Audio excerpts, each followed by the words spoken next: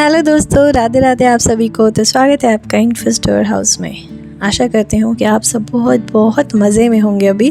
तो आज मैं आपको जो दिखा रही हूँ ना, ये है एक छोटी सी बटरफ्लाई जो यहीं पर पहले छोटा सा कैटरपिलर थी, उसके बाद वो बटरफ्लाई बनी। और हमारे टेरेस गार्डन में पहली बार आया है खीरा। लेकिन ये खीरा भी ना, कहते हैं ना, दाने दाने पे लिखा है खाने वाले का नाम, तो वो अपनी किस्मत का नहीं था।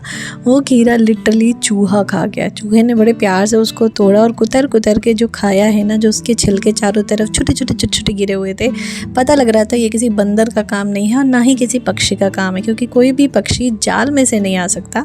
ये चूहे का काम था। चूहा बड़े प्यार से खीरा खा गया। बैंगन भी आए थे, लेकिन वो वीडियो रिकॉर्ड करने से पहले बंदर खा गए। मतलब कोई ना कोई एकदम ताक में रहता है कि टेरेस गार्डन में कोई सब्जी आए और हम खाएं। तो चलिए, किसी के तो पेट में जा रही है ना, तो ये अच्छी बात है। उसके बाद मैंने एक काम शुरू करा, शालिग्राम भगवान का एक अच्छा सा सिंहासन बनाने का। तो भगवान शालिग्राम के हमारे घर में आने की भी ना एक बड़ी प्यारी सी कहानी है, तो मैं आज आपको सुनाती हूँ। जब भी मैं वृंदावन जाती थी ना, तो करीब 1 साल हो गया हमें ये सब चीज़ें फॉलो करते हुए। तो मन में बड़ी इच्छा थी कि ठाकुर जी की सेवा तो करते ही हैं, लेकिन शालिग्राम भगवान जी कब लेकर आएंगे। मैं हस्बैंड को हमेशा बोलती थी, वृंदावन आए हैं, शालिग्राम जी ले चलें घर ले चलें। हस्बैंड हमेशा हमेशा मना करते थे और बोलते थे कि नहीं, जब आने होंगे अपने आप आएंगे, हम लेकर नहीं आएंगे, अपने आप आएंगे। जब वो हमें अपनी सेवा के समर्थ समझेंगे कि अब हम इतने सामर्थ हो गए हैं कि हम उनकी सेवा कर सकें, वो खुद ब खुद आएंगे। तो हुआ क्या, अम्मा आई सितंबर में, यानी कि मेरी मदर इन लॉ। तो मेरी मदर इन लॉ जिन शालिग्राम भगवान की पिछले 30 सालों से सेवा कर रही हैं, तो वो हमेशा अपने साथ ही लेकर आती थी। पहले भी जब भी आई हैं वो हमेशा अपने साथ लेकर आई हैं। तो इस बार जब वो लेकर आई और उन्होंने यहाँ पे विराजे, तो अचानक उनको पता नहीं ऐसा क्या आभास हुआ, कैसा लगा, तुरंत उन्होंने बोला कि तनु, अब पता नहीं ऐसा क्यों मन में आ रहा है कि भगवान शालिग्राम यहाँ से जाना नहीं चाहते, अब ये यहीं पे रहना चाहते हैं। क्योंकि मैं सोच भी रही हूँ कि अगर मैं वापस जाऊँगी तो लेके जाऊँगी, लेकिन अब ऐसा लग रहा है कि जाना ही नहीं चाहते। अब इनको ये जगह, ये स्थान इतना अच्छा लग रहा है कि अब ये यहीं विराजेंगे। ये उनके मन में ऐसा भाव आया कि भगवान शालिग्राम का शायद जो भाव है, जो इतने सालों से वो सेवा कर रही हैं, क्योंकि वो समझ पाई शायद, तो इसीलिए अब ये डिसाइड हुआ कि ये शालिग्राम जी की सेवा, तनु, अब मैं तुम्हारे हाथ में सौंपती हूँ, अब इनकी सेवा तुम करो।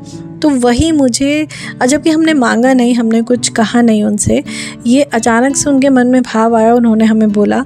तो मैं भी वो चीज़ समझ गई कि भगवान शालिग्राम ने आना था, और जब उनको लगना था कि हाँ, हम उनकी सेवा के लायक हो गए हैं, तब उन्होंने हमें अपनी सेवा दे दी। और इसलिए सबसे पहला काम जो कर रही हूँ उनके लिए एक अच्छा सा प्यारा सा सिंहासन बनाने का। लाने को मैं मार्केट से ला सकती थी, बने बने सिंहासन ऑनलाइन बहुत अच्छे अच्छे आते हैं, लेकिन पता नहीं क्यों मन में भाव आया कि नहीं, ये मुझे खुद ही बनाना है सुंदर सा। जिसके लिए मैंने मेरे पास जो भी फॉर्म रखे थे, जो भी चीज़ें मेरे पास अवेलेबल थी, उनको पर्टिकुलर एक शेप में काट के प्लास्टिक के अंदर डाल के जो एक बेस मैंने बनाया, और उसके बाद उसी फॉर्म के पीस का फिर मैं फ्रंट बना रही हूँ। जो फ्रंट नहीं, मतलब जो बैक होता है ना, एक सुंदर सा बैक बना रही हूँ उसके लिए।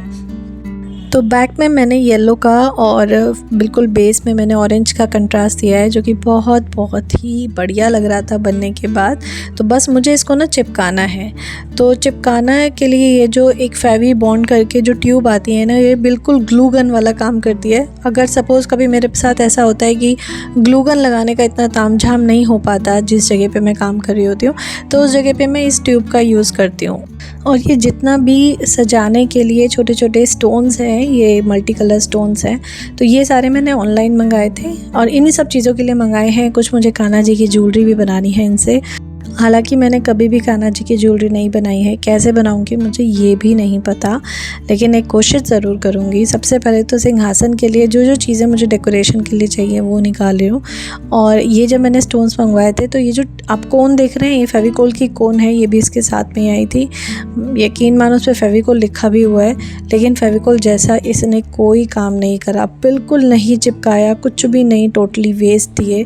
तो फाइनली मैंने उसी जो ट्यूब फेवी बॉन्ड थी, या फेविकोल भी लगाएंगे तो उससे भी चिपक जाएगी, तो बहुत प्यार से इस कपड़े पे सब चिपक गए थे। अब है इन दोनों को लास्ट में अटैच करने का काम। अब ये मुझे दोनों चीज़ें अटैच करनी है, और उसी फेवी बॉन्ड वाली ट्यूब से ही मैंने दोनों अटैच किए थे।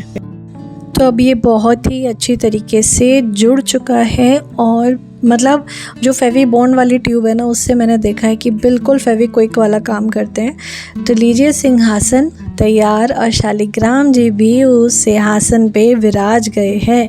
और ये शालिग्राम जी का मैं श्रृंगार जो करती हूँ, बिल्कुल जब मैं कन्हैया का श्रृंगार करती हूँ तभी शालिग्राम जी का श्रृंगार करती हूँ। और मैंने बनाया था साथ में प्रभु के लिए हलवा गरम गरम, क्योंकि भाई शालिग्राम जी आज विराजे हैं तो कुछ तो स्पेशल होना था।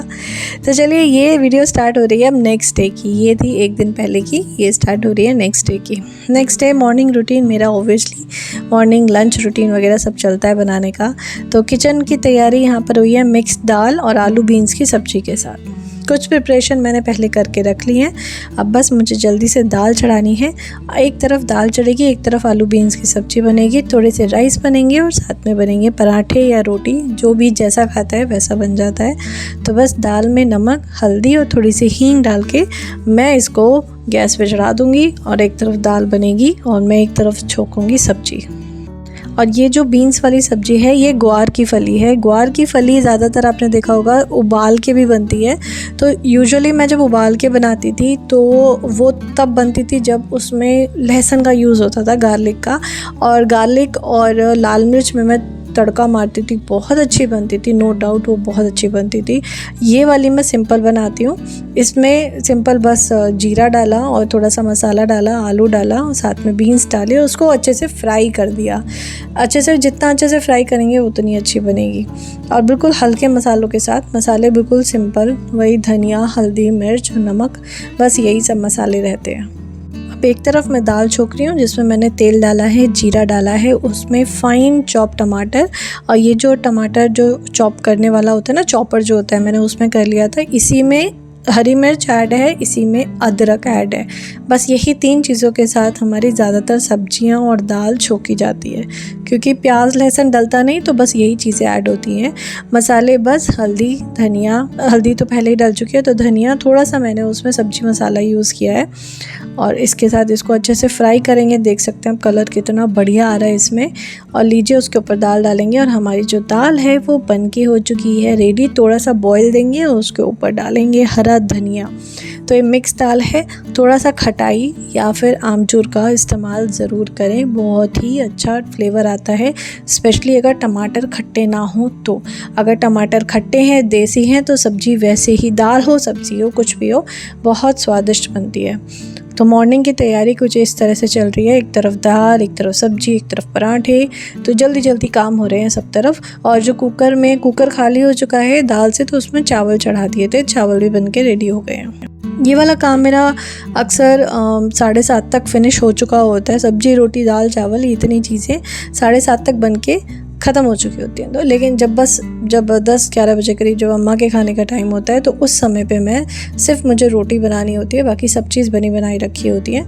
ऑलमोस्ट मेरा वर्क यहाँ पे डन। अब मैं आ गई हूँ ये सब करके पूजा करने, मतलब ऑफिस, स्कूल जिसको जाना था गए, अम्मा को नाश्ता करा दिया, तो अब मैं आ जाती हूँ अपनी पूजा करने। तो यहाँ पर हस्बैंड पूजा करके जा चुके हैं, अम्मा ने पूजा कर ली है। अब बारी आती है मेरी। मेरे को क्या करना होता है यहाँ पे, सबसे पहले सब चीज़ें सेट करती हूँ, जो चीज़ें मुझे बिखरी हुई दिखती हैं सब चीज़ें सेट करती हूँ। कान्हा जी का श्रृंगार, शालिग्राम भगवान का श्रृंगार, बाकी जितने भगवान जी हैं सबको स्नान करा के, तिलक करके, और बाकी जो रूटीन पूजा पाठ होती है फिर वो उपासना जो है वो शुरू हो जाती है। तो यहाँ पे अब मैंने दिया जला दिया है, प्रभु का श्रृंगार हो चुका है। अब मैं आपको उनकी पत्रावली श्रृंगार के भी दर्शन कराती हूँ। दर्शन करिए आप हमारे प्रभु के।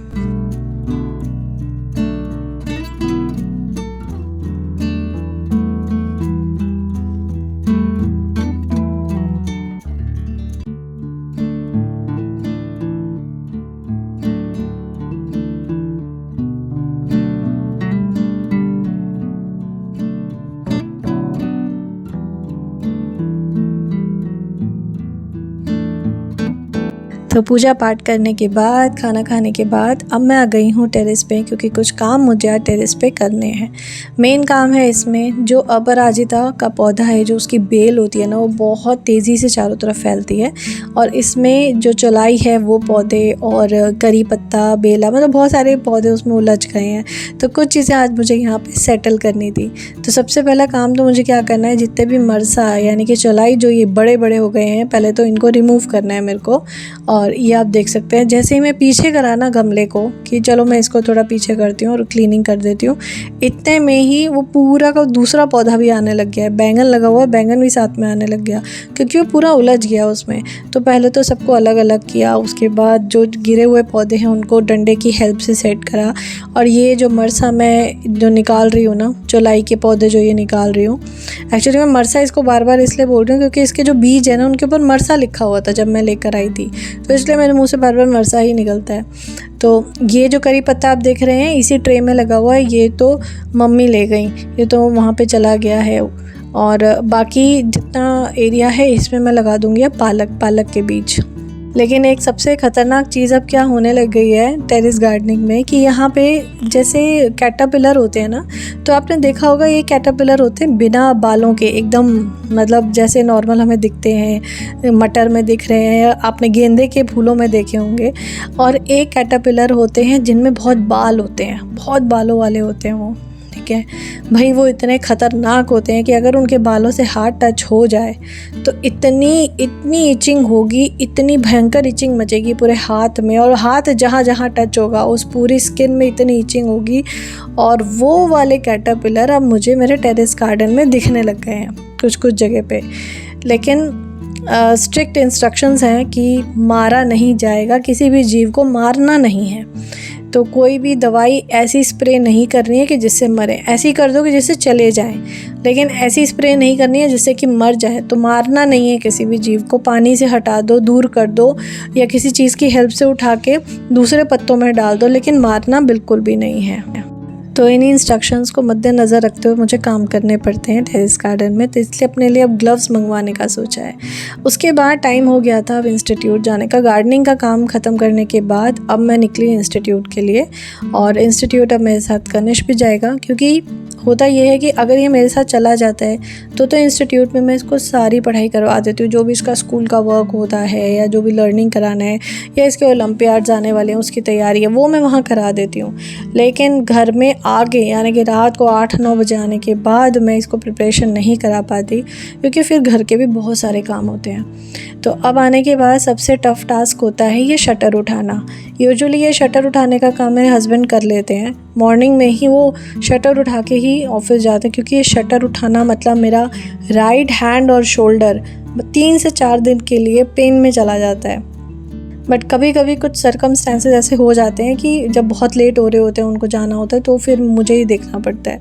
बस ये इंस्टीट्यूट में ये लोकेशन अच्छी है, सब कुछ अच्छा है, सिर्फ जो शटर उठाने का एक ये ड्रॉबैक है, ये बड़ा बेकार सिस्टम है, क्योंकि ये शटर बहुत बड़ा है। ये नॉर्मल एक दुकान जैसा शटर नहीं है, ये जैसे 2-3 दुकानें एक साथ होना, इतना बड़ा वो शटर है, पूरा सिंगल शटर है पूरी एक साइड का।